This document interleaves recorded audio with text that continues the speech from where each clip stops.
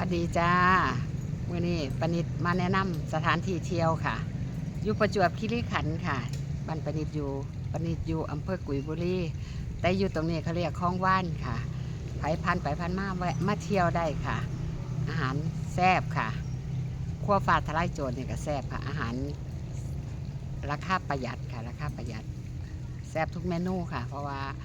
ป้านิดมาชิมแล้วค่ะมาชิมแล้วและมาชิมแล้วก็มาพักที่นี่เนาะค่ะเนาะห้องกะมีหลายราคาค่ะห้อง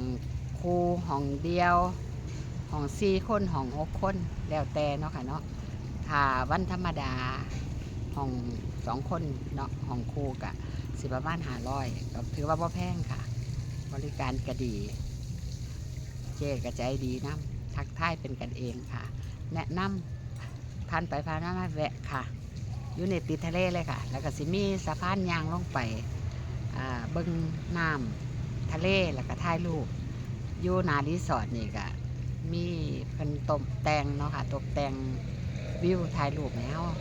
ที่ถ่ายประเด็นมักถ่ายรูปก็เลยโอเคก็เลยถ่ายรูปแล้ว